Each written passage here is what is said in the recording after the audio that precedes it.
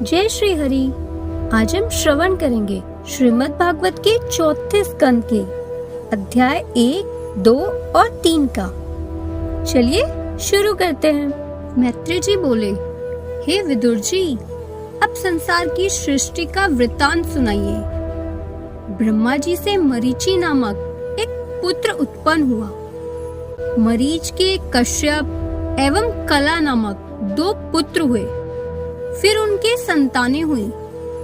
राजा स्वयंभुव मनु के देवहूति आदि 3 कन्याएं और उत्थानपद तथा प्रियव्रत नामक 2 पुत्र हुए। देवहूति का विवाह कदन ऋषि के संग हुआ, जिनके यहाँ कपिल देव जी ने अवतार लिया। उसका वर्णन मैं तुमसे पहले ही कर चुका हूँ। अब तुम स्वयंभुव मनु की शेष दोनों कन्याओं की कथा सुनो। स्वयंभुव मनु ने अपनी दोनों पुत्रियों में से एक का विवाह दक्ष प्रजापति और दूसरी का रुचि प्रजापति के साथ कर दिया। जो कन्या रुचि प्रजापति को ब्याही थी, उसके गर्भ से अत्रि नामक पुत्र उत्पन्न हुआ। तदोपरांत अत्रि के 3 पुत्र हुए। हे विदुर जी, ब्रह्मा जी द्वारा सृष्टि रचना का आदेश पाने के बाद अत्रि ने अपने हृदय में ये सोचा कि मेरे पुत्रों से भी सृष्टि की रचना होगी, इसलिए मुझे प्रथम ही परमेश्वर की तपस्या करनी चाहिए, जिससे कि मेरे पुत्र धर्मात्मा हो। ऐसा सोचकर अत्रि मुनि ने अपनी स्त्री अनुसुईया के सहित तप करना प्रारंभ करा। तब वे दोनों किसी देवता का नाम न लेकर केवल कर्ता कहकर तप करते रहे। जब तप करते करते उन्हें 100 वर्ष बीत गए। तब ब्रह्मा, विष्णु और महादेव जी, इन तीनों देवताओं ने आकर अत्रि मुनि को दर्शन दिए। उस समय मुनि ने तीनों देवताओं को अपने सामने देखकर कहा, हे प्रभु, मैंने तो केवल एक देवता का तप किया था, फिर आप तीनों ने किस कारण दर्शन दिया है? मैं अपनी मनोइच्छा को किससे प्रकट करूं? अत्रि मुनि के वचन सुनकर भगवान विष्णु ने उत्तर दिया, हे मुनि, तुम तपस्या करते समय केवल कर्ता नाम लेते थे, अतः हम तीनों ही देवता करता है।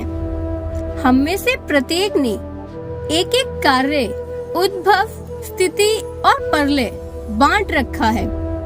हम लोगों का जन्म आदि ज्योति निरंकार प्रभु की महिमा से हुआ। वे निर्गुण निरंकार प्रभु किसी को अपना दर्शन नहीं देते हैं और ना उन्हें कोई देख सकता है। उनकी आज्ञा से ही हम तीनों संसार का संचालन करते हैं। अब तुम जो चाहो सो हमसे मांग लो।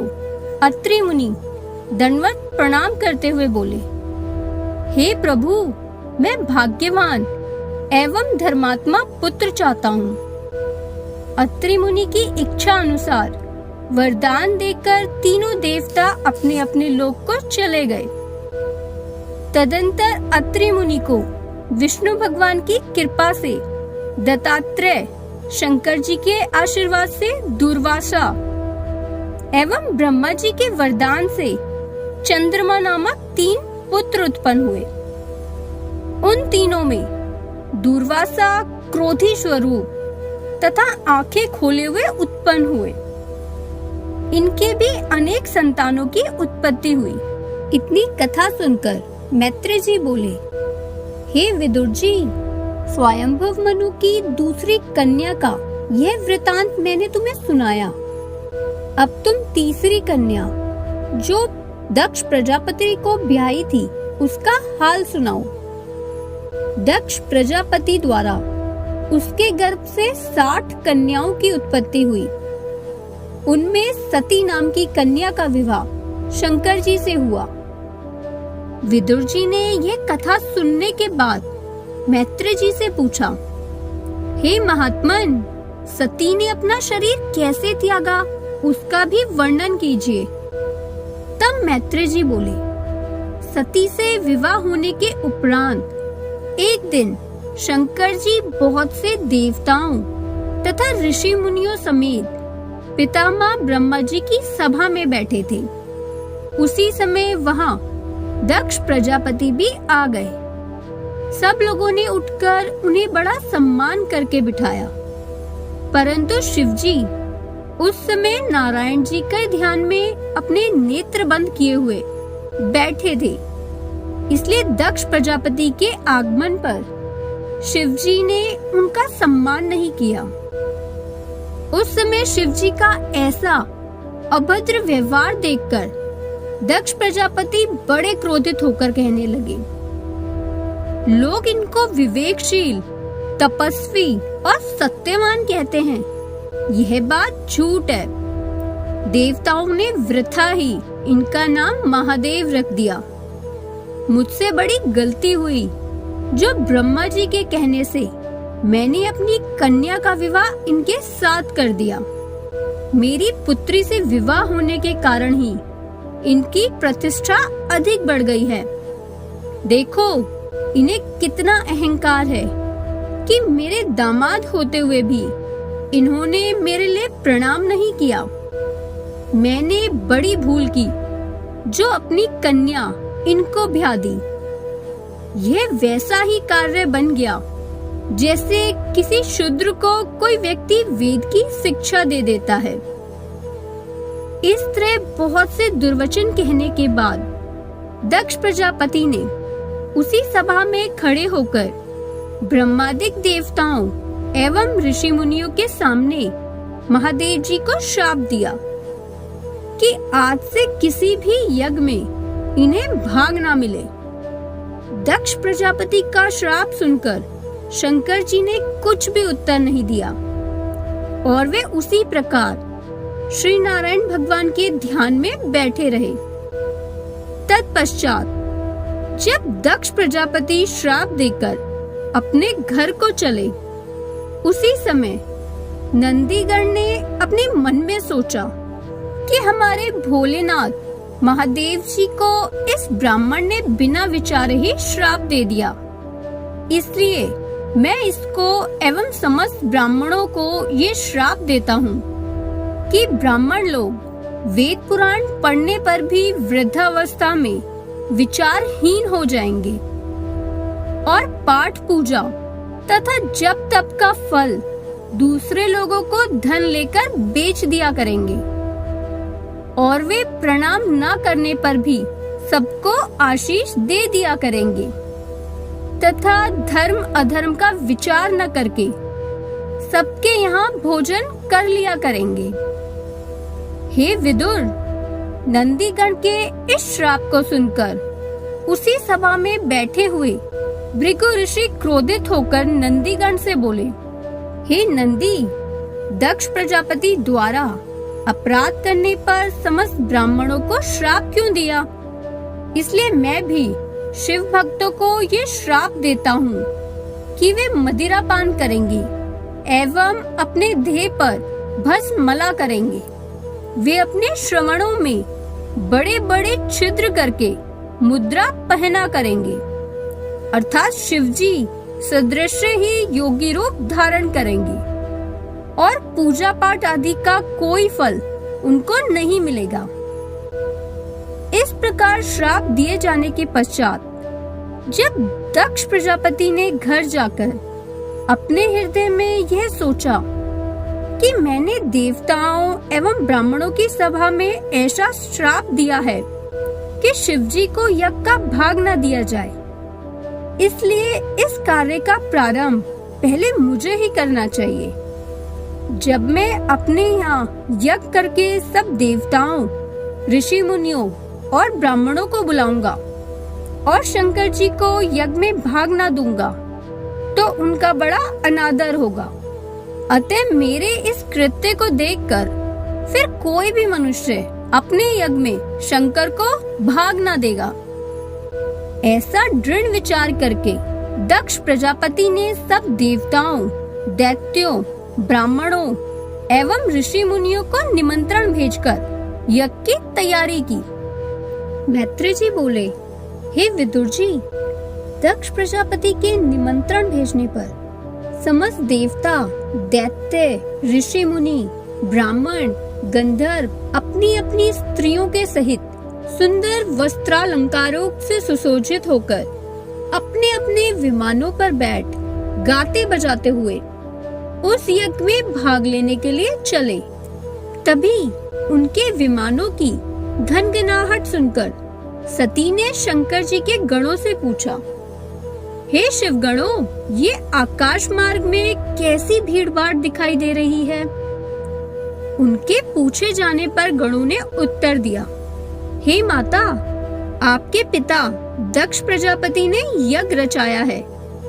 उसी यज्ञ में भाग लेने के लिए ये सब देवता, ऋषि मुनि अपनी स्त्रियों सहित जा रहे हैं।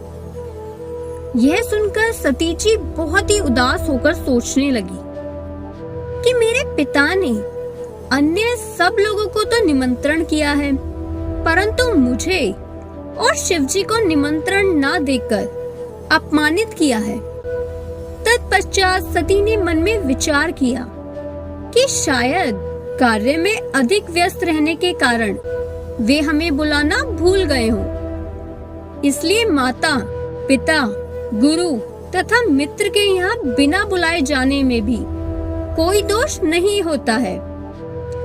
ऐसा विचार कर सती ने महादेव जी से कहा, हे नाथ, मेरे पिता के यज्ञ में सभी देवता अपनी अपनी देवांगनियों के साथ पधार रहे हैं।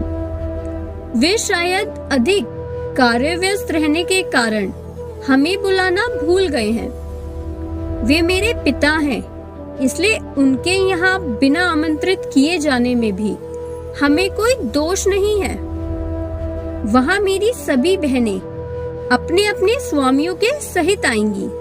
मेरे मन में बहुत वर्षों से ये अभिलाषा भी थी कि जब कभी मेरे पिता के यहाँ कोई महोत्सव होगा तब मैं भी वहाँ आपके साथ जाऊंगी। इस अवसर पर कृपा कर आप मुझे लेकर चले तो मेरी ये इच्छा पूर्ण हो जाएगी। सती जी की ऐसी विनम्र प्रार्थना सुनकर महादेव जी ने उन्हें दक्ष प्रजापति से अपनी शत्रुता का सारा हाल सुनाते हुए कहा, हे सती, तुम्हारे पिता मुझसे वैर मानते हैं, इसलिए यदि हम बिना आग्रह किए वहां गए और उन्होंने मुझसे कुछ कटु वचन कह दिए तो फिर अच्छा नहीं होगा, क्योंकि अन्य शस्त्रों के घाव तो मरहम से भी भर जाते हैं, किंतु दुर्वचन रूपी शस्त्रों का घाव जब हृदय में हो जाता है तो उसका इलाज होना दुर्लभ हो जाता है। इसलिए हम तुम्हारे पिता के यहाँ यज्ञ में नहीं जा सकते। जब महादेव जी ने दक्ष प्रजापति के यज्ञ में चलना स्वीकार नहीं किया, तब सती ने पुनः उनसे विनम्रता पूर्वक कहा, हे नाथ, यदि आप ना चलें तो मुझे अवश्य ही जाने की आज्ञा दे दीजिए, क्योंकि मुझे अपने माता पिता के यहाँ बिना आमंत्रित किए जाने में भी कोई दोष नहीं है। तब शिव जी ने सती से कहा, हे प्रिय, तुम्हारे पिता इस समय अपने धन तथा राज्य के मद में डूबे हुए हैं, इसलिए वे तुम्हारा भी सम्मान नहीं कर सकेंगे, जिसे देखकर तुमको बहुत ही कष्ट होगा और हमको भी क्रोध उत्पन्न होगा। अतः तुम्हारे उनके यहाँ जाना किसी भी तरह ठीक नहीं रहेगा।